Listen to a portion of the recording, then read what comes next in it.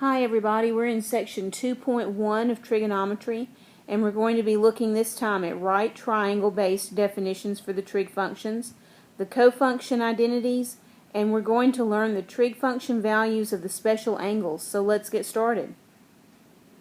Now we're not always lucky enough to have our angles drawn for us in standard position on a coordinate system.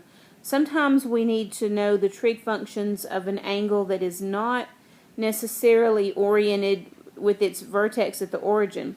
So let's take each of our trig function definitions that we already know, and let's see if we can translate it into a form that does not require us to have a vertical and horizontal orientation. So here is a right triangle, and I have angle A at the origin, so angle A is in standard position, and let's look at sine, which is y over r. Now, if you look at side y, it is across from or opposite to angle A. So we, instead of saying that sine is y over r, we could just as easily say that sine is the opposite side over the hypotenuse side. And that's what we have here. And then cosine being x over r, we can say that the horizontal over the hypotenuse is equivalent to the adjacent side over the hypotenuse, because the horizontal side here is adjacent to angle A, or it's one of the sides that makes up angle A. And then tangent is y over x, which for us becomes opposite side over adjacent side. And then of course the three reciprocal identities, you just take the same definitions and turn them upside down. Let's look at example 1. Find the sine, cosine, and tangent for angles A and B. So the sine of A we know is defined as opposite over hypotenuse. Coming from angle A, the opposite side is 7. So 7 over 25. Cosine is adjacent over hypotenuse, so that's going to be 24 over 25. Tangent of A is opposite over adjacent, so that would be 7 over 24. Now let's look at the functions for B. For sine of B, we have to come from angle B, and sine is opposite over hypotenuse, so that's 24 over 25. Cosine is adjacent over hypotenuse, so coming from angle B, that's going to be 7 over 25. And tangent is opposite over adjacent, so coming from angle B, that's going to be 24 over 7. Alright, now I want you to take a look at something before we go on to the next page. A and B are going to have to be complements every time, because if this is a right triangle and all three angles have to add up to 180, 90 of our degrees are here. The other 90 are here in A and B. So A plus B equals 90. So you get that complement relationship. Now look at the sine of A. Sine of A is opposite over hypotenuse. So think about this. What's opposite to A is actually adjacent to B. So where sine of A was opposite over hypotenuse, cosine of B is adjacent over hypotenuse, but it's the same 7 in both cases. So what's the sine of one angle is the cosine of the complement angle. See that? And what's the sine of B is the cosine of B's complement. So we get that 24 over 25 for both of these. And that's not a coincidence. That will happen every time. So now let's look at this a little closer. If you take a triangle labeled ABC and you think about the relationship A over C, okay, A over C, if I'm coming from angle A, then A over C represents opposite over hypotenuse. That is the sine of A. But if I'm coming from angle B, A over C represents adjacent over hypotenuse. So that would be cosine. Alright, now think about the relationship A over B. If I'm looking from angle A over B is opposite over adjacent. So opposite over adjacent is tangent. But if I'm looking from angle B, A over B is adjacent over opposite. So adjacent over opposite is cotangent. Now, C over B.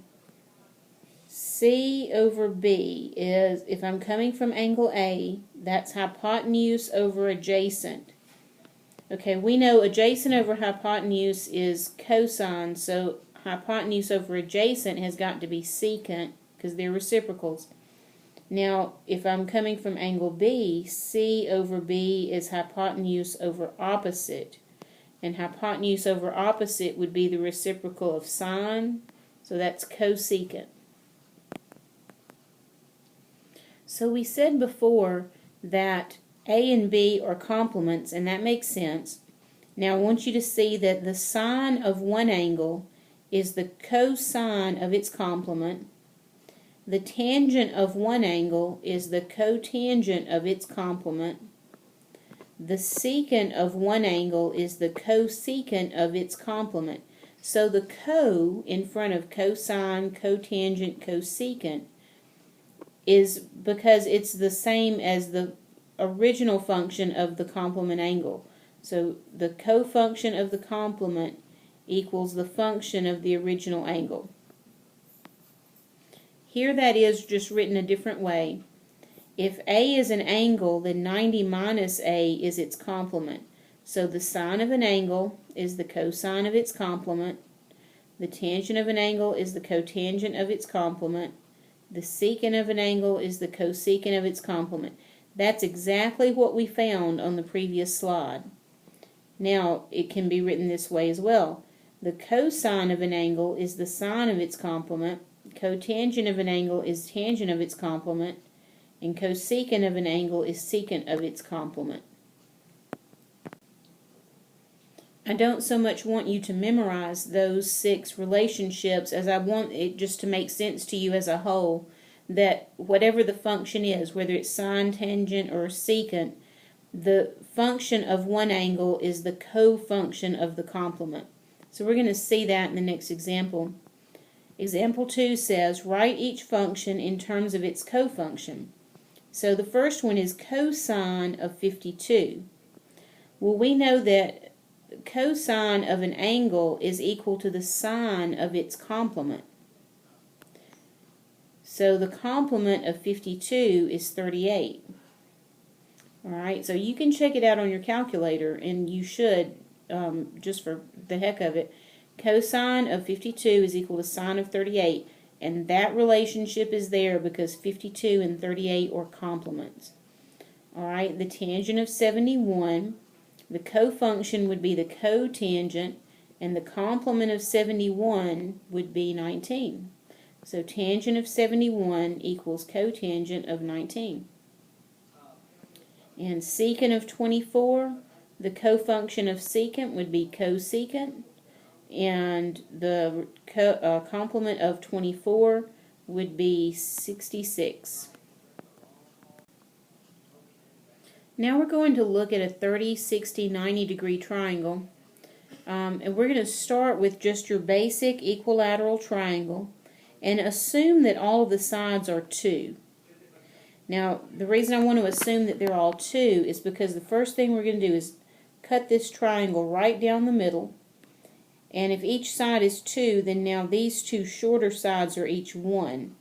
And this angle that we bisected is 30 degrees each. And of course that produces 90 degrees here at the base. So that gives us 2 triangles that are each 30, 60, 90.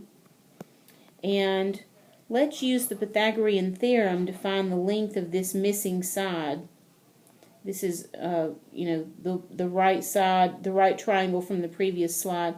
Here's the middle, where we cut down the middle. We want to find that length. So we're looking for a leg, so we're going to subtract the squares. So x squared is 2 squared minus 1 squared, so that's 4 minus 1, that's 3. X squared is 3. That means x is the square root of 3. Now let's try to find all 6 trig function values for a 60-degree angle. So we have to come at it from this 60-degree angle here. Sine of 60 would be opposite over hypotenuse. That would be square root of 3 over 2. Cosine of 60 would be 1 over 2. That's adjacent over hypotenuse.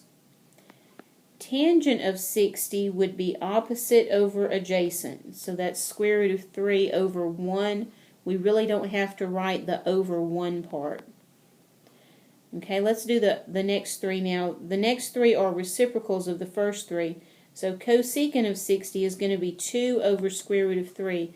But you can't leave it like this with the radical in the denominator. So let's rationalize that thing. And that's going to give us 2 square root of 3 over 3. And then for secant, secant is the reciprocal of secant is the reciprocal of cosine. So the secant of 60 would be 2 over 1, which is 2. And cotangent of 60 would be the reciprocal of tangent 60, which would be 1 over square root of 3, but you need to rationalize it. So now it says square root of 3 over 3. Now I want to do the same thing for 30 degrees. So same triangle, but this time we're coming at it from this 30-degree angle. So sine of 30 would be opposite over hypotenuse. Sine of 30 would be 1 over 2. Cosine of 30 would be adjacent over hypotenuse, which is square root of 3 over 2.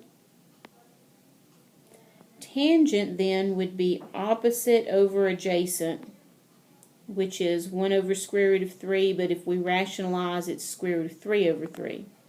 And let's go ahead and get the other 3 values. Cosecant of 30 is going to be the reciprocal of sine, which would make it 2. Secant of 30 is going to be the reciprocal of cosine, which would make it 2 over square root of 3, but we need to rationalize and get 2 square root of 3 over 3. And then cotangent of 30 is the reciprocal of tangent. Now let me give you a tip. When you are taking the reciprocal of something that's been rationalized, the reciprocal is going to make that radical show back up in the bottom. So instead of doing the reciprocal of this rationalized version, let's do the reciprocal of this unrationalized version. So the reciprocal of 1 over square root of 3 is square root of 3. Now, I'm copying down the values for 60, and I want us to compare something because 30 and 60 are complements. That means the sine of 30 should equal the cosine of 60, the cofunction of the complement. The cosine of 30 is equal to the sine of 60. Take a look. The tangent of 30 is equal to the cofunction of the complement, which would be cotangent of 60. See, they're equal. The cosecant of 30 is equal to the secant of 60. The secant of 30 is equal to the cosecant of 60. And the cotangent of 30 is equal to the tangent of 60. So hopefully you think about that relationship, that cofunction relationship a little bit. It will start to stick and be easier for you to comprehend. Now let's do the same thing for a 45-45 triangle.